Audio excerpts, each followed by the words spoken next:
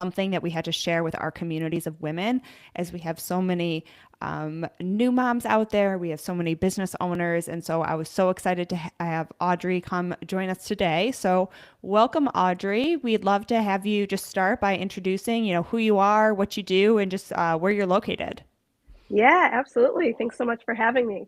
My name is Audrey Hutnick, so I'm here in Chicago, Illinois, and I'm coming as founder of Small Wave Consulting. And so our focus has really been on parental leave consulting for small business owners and entrepreneurs, and those that are currently on parental leave and looking to start a new business of their own. And so it all kind of started. I've been in the marketing industry for about 15 years.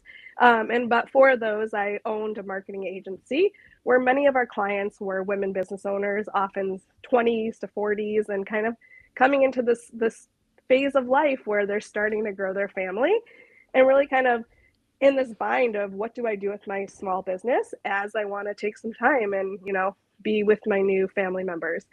And so, very organically, as a marketing agency, we started subbing for some of our clients. So, whether that was working with their clients in a more creative capacity or doing some business development, whatever it was that we could just keep their business momentum going so that they could take the time they needed to bond with their new baby or family member and then come back to a business that was still flourishing. And so that is what transitioned the work I'm doing into Small Wave Consulting, and really focusing on supporting the small business owner in this really amazing and new and scary time in their lives and small business. And so, really trying to lend a supporting hand there.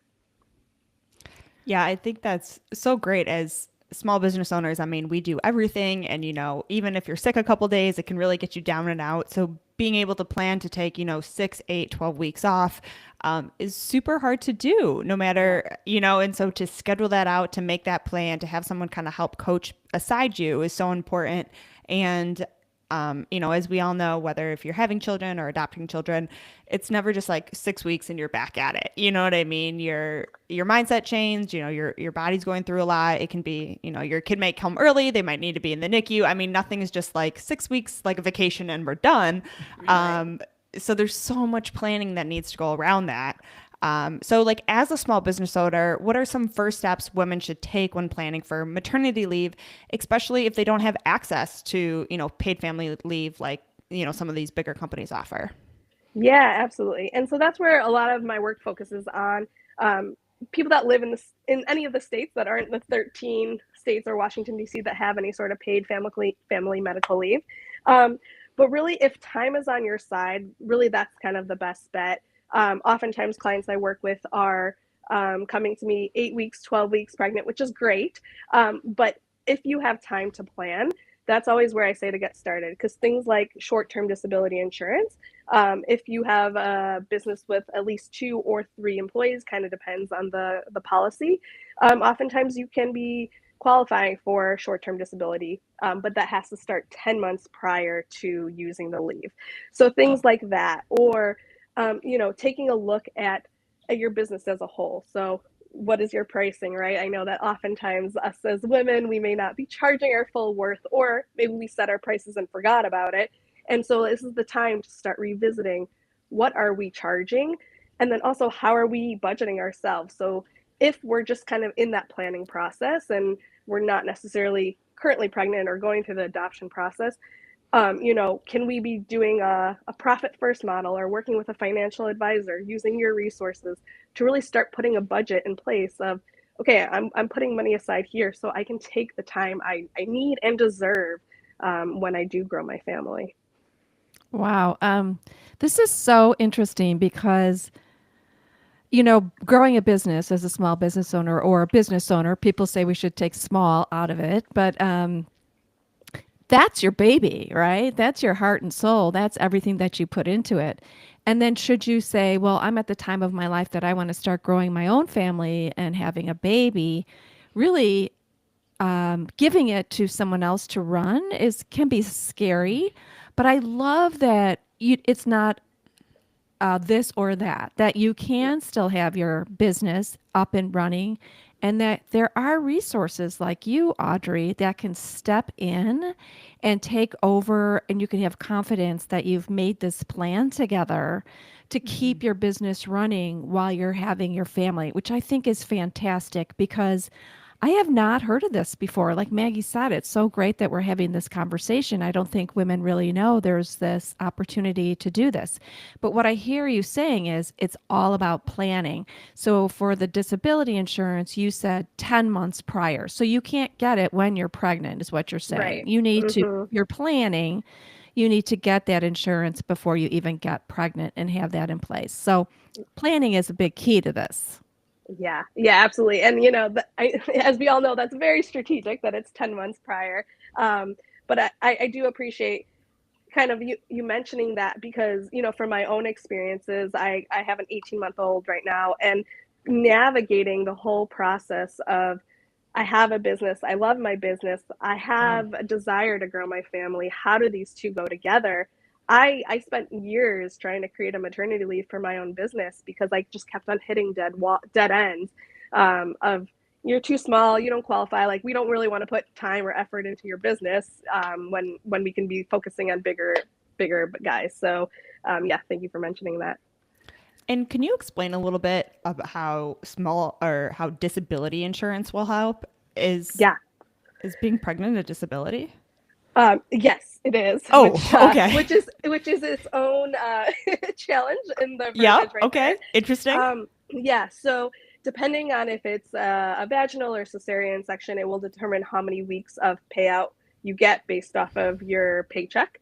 But the whole idea is that could look like you're getting 6-7 weeks paid from your insurance policy. And so that means that if you do hire someone to kind of fill in for you, you're kind of subsidizing that. So it's not just straight out of pocket, you're paying a virtual assistant or someone to fill in for you and you don't get a paycheck. It's the whole idea is that if you do the math and at the appropriate timing, it should really work in your benefit. Oh, okay. Interesting. Yeah. So, business owners, we are all in with our businesses. We're so enmeshed in it. So, what about those business owners who are feeling guilty or they're feeling anxious about taking time off for maternity leave? How can they kind of overcome those feelings? Yeah. So my first response to that is if you were talking to a friend and they worked at an Amazon or, a bigger guy and Yeah. they're like, oh, I'm about to have a baby. They gave me 2 weeks off, or maybe not even that. Maybe they didn't give me any weeks off and I'm taking 2 weeks, right? Right. Our immediate response is like, that doesn't sound right. 2 weeks. Yeah, exactly. That's right. crazy. Yeah. And so when we think about our businesses, a lot of business owners that I've worked with and did an initial survey with, some are taking 2 weeks off, some are taking 3 months off, some a bit longer, but 2 weeks is a very common time frame where you just think about like how does that even equate? There's some amazing data out there. One is newamerica.org, and they do a side-by-side of what is parental leave rights in the United States, what is the infant's needs, and what are the maternal needs, and just how much they don't align. Yeah. And so that would be my first answer is take a look at like if you weren't in the situation where as the business owner we try to sludge through everything, how does that really align and look at the facts first, and then kind of going from there of, I do deserve this time, I need it, it's just like biologically needed, so let's get things in order so that we can let both of our business baby and our new family member kind of have some space. 2 weeks. That is, who wrote that? I mean, come on. Whoever wrote that did not have a baby because that's crazy. I mean, when I had Maggie, it was a 24-hour, we called them drive-through deliveries, right? You could only be in the hospital for 24 hours and then you went home, which actually worked out fine because my babies were healthy and no problem. And I didn't want to hang out in a hospital, but not everybody has that. And 2 weeks, I mean, your baby needs you and you need your baby. I mean, Right. 3 months, 4 months is even hard to leave to think about going back to any kind of employment, even if it's your own business, because now you have this human that you're so attached to that it's not just like, oh, I recovered from a broken leg, now I'm going back to work. It's a Right. whole Yeah. huge different dynamic. Right. Your And they mindset's different. You don't have a clear head to even get back to work. It's not just like I need to go back and just do an admin task. It's Yeah. like I need to run a whole business. I need a I'm clear head growing and another human. yeah. Yeah, and some of the data that's out there, they're showing that 1 in 4 women are going back at 2 weeks. Wow. And on the opposite end, that the minimum is 11 weeks for your body and all of your needs to be met, and very minimal. I'm not saying that's enough time, but just even those two numbers alone, yeah, right. Something's not matching up, and that's why we're here. Yeah, Whew. And so yeah. I mean, this Just take a moment, right? yeah. And so, how can small business owners structure kind of their personal leave plan in a way that supports both, their business and their family needs without feeling overwhelmed? Because it can't just be like, all right, so now I got to pre-front 6 months of work, or Right. something like that. So how do you, yeah, really, really prepare for that? And I know one Right. thing you said was time, which makes a ton of sense. Yeah. Yeah, the overwhelm piece is key here, and, that's really where, something that you mentioned, Maggie, which is, like, preloading the work or, like, rushing to do it rather than taking time away. That's, I think, especially in the small business world, like, even many people, when they take a 2-week vacation, are they taking a break for 2 weeks, or is it just, like, they're rushing for the 3 weeks prior just to, Mm-hmm. like, step away? And so that's really where getting started with looking at your business as a whole for about 2 weeks and breaking it down. What is the client related tasks? What is the marketing related task and the business logistics task? And then starting to look at what can be delayed or deleted, delegated, and then who can do that for you. So, Yeah. an easy next step, if funds and mindset allows, is a virtual assistant of starting to break things down of, okay, this is even before your leave. You're just getting used to, like, handing over little pieces of your baby business, which I Mm-hmm. know is very difficult, is one thing. Is just looking at everything as a whole, because I know Yeah. for many of us, we like piece together things, right? Like we found this invoicing software that was really cheap, and then we found this way to to create contracts, and all of them don't necessarily make sense because that's just Mhm. you do it and you figured it out. And so one of the things I offer is a parental leave planning guide. So it's kind of like a wedding planning guide. So week by week, you enter in.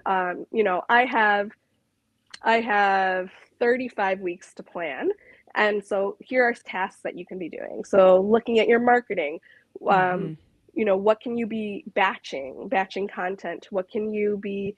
Can you create a wait list for your business?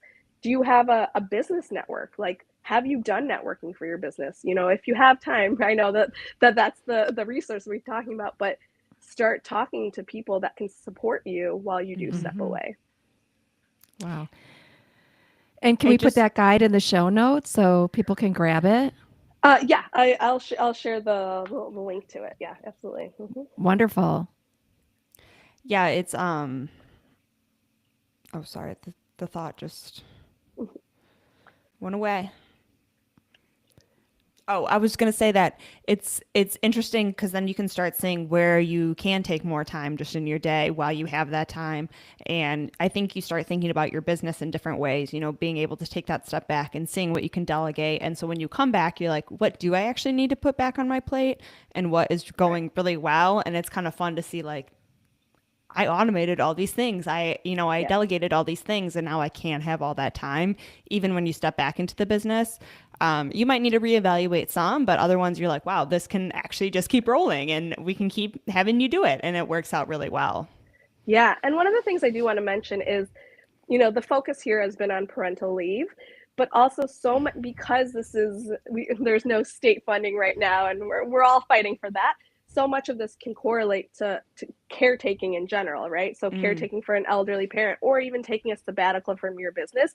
A lot of this is just growth for you as an individual and as a professional. But yeah, of course, I want to mention that because so much of it isn't dependent on being the birthing parent, besides the short-term disability policy, that there is some room for a lot of us to get some takeaway.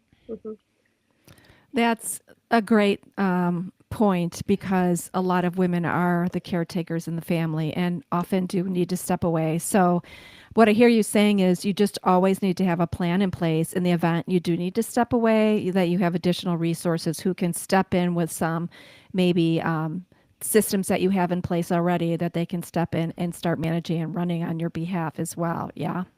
Yeah. I mean, it's always, I mean, my whole thing is why do so many of us start small businesses? You know, there's the passion piece, there's maybe the flexibility piece, but at the end of the day, like, how do we make our business work for ourselves? And Yeah. that's part of what we're trying to accomplish here.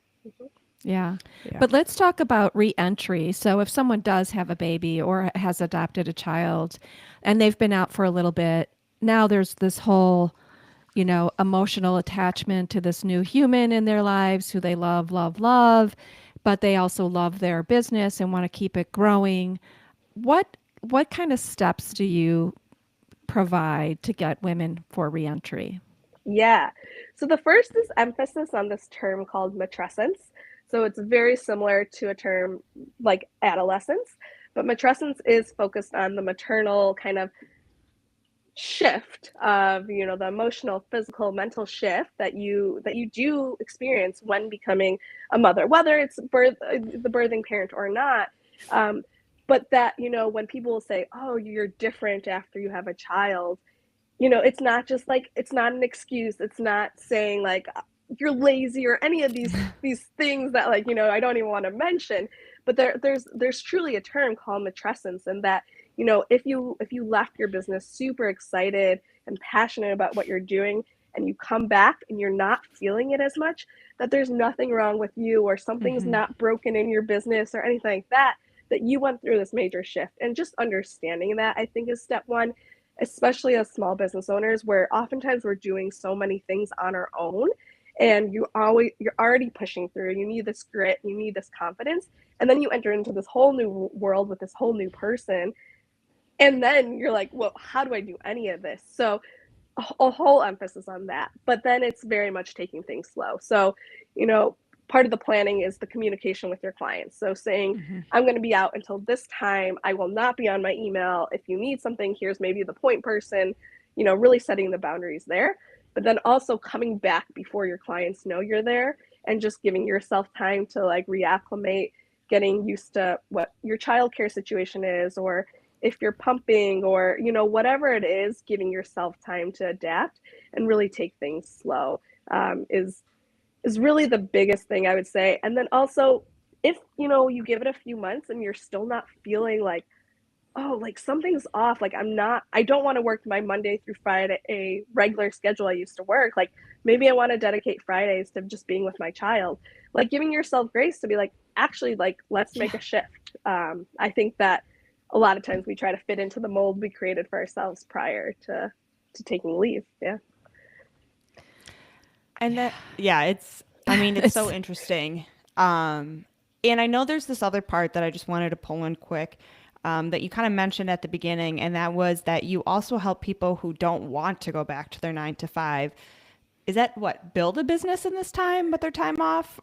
Yeah. So I unfortunately don't have the specific stat, but it's a very common for especially women after taking, let's say, three months maternity leave from their corporate job, and then they're like, wait, I want to start this job, or Yeah. this business, or I have this new idea. Because it's so unusual for us to just take this time away from our business and our adult life, so it's very common for people to kind of come up with these ideas while on leave. And so oftentimes it's kind of, where do I get started? This is a whole new world. And so that's also kind of, the work that we offer, of just kind of getting your business off the ground. Very simple business plans, website, just kind of how do we get the initial messaging out there, and then going from there. Mhm. how often do you see that happening that women are like, I'm not going back to corporate. I'm going to do my own thing. Is that often? Yeah, it is. And I was just looking for the specific stat, and like there's not specific data points, but just like if you read any Facebook group or Reddit, or you just hear it all the time, where it's like, I have this idea, I want to start this cup company, or I want to go further into photography so I can have that balance with my child. Um, And so that's also where there's that kind of that shift where it's, especially if you go back to an employer, you're just expected to come straight back to what your role was, and Yeah. you don't have the flexibility to evaluate that. And so giving yourself some time to like, okay, wait, this feels different. Like, am I alone, or is this kind of a normal feeling? Yeah. I do see, like, I'm thinking about, on Shark Tank, how many like different baby products it was, because, I didn't have what I needed, so I made it. And, and they're doing these things now, which I could kind of see. And so it is that time you kind of get a clear mind, you know, before before you have a screaming baby. Yeah. And it can kind of come up with some of those thoughts, which is pretty cool to see. And I could see why you wouldn't want to just go back to that regular 9 to 5 after, yeah, wanting to spend time with your baby. It was interesting, I was on, of course, social media the other day, and somebody got pregnant that they didn't really plan for, and so now they're trying to make like so many TikTok dancing videos to sell some program. And so I love that there's a resource like you that's like, all right, we don't need to, that's not the only way to do it. That's one way if you want to do it and if that resonates with you.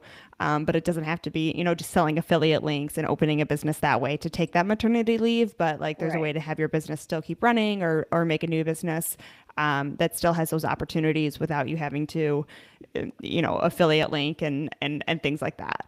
Right. Yeah. Yeah. And that's really like the key is finding that thing that like you're really excited about. So maybe it was kind of like a passion project on the side, and now you have this time to dedicate a little bit more thought, not a lot of brain power, but maybe some time to it. And then that's kind of what sparks a lot of inspiration. Yeah. You lost your audio, Barb. Sorry, Audrey. What? We stopped for you. I can't hear you.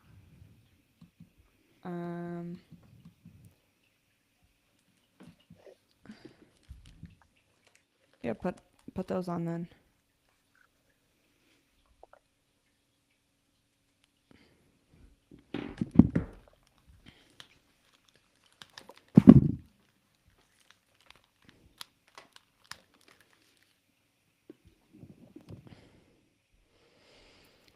The ship has lost audio. The pros and cons of Bluetooth, huh? Sorry, ladies. Okay. It said you're no longer recording. Yeah. Do you just want to finish it out? Sure. I just Okay. have one more Sorry question about for that. you. Yeah, that's fine. All right, Audrey, this has been a great conversation, and we have one more question that we do like to ask all of our guests, and that is, what does financial freedom look like to you?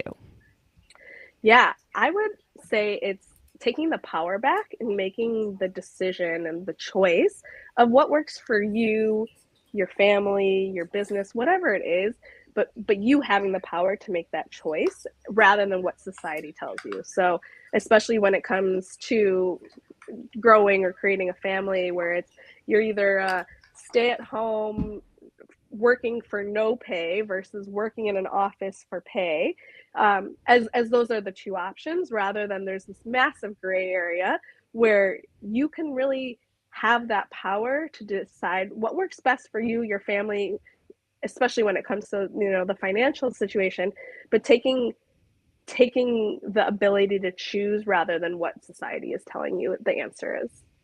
I love that. That's awesome. That's awesome. Well, thank you again for coming on today and sharing your expertise. That guide and all your information will be in the show notes. And we look forward to talking to you again soon. And thanks for coming on. Yeah, thank you so much. All right. Great. Talk to everyone soon. Bye. Bye. All right, cool. That was great. Awesome. Yeah. So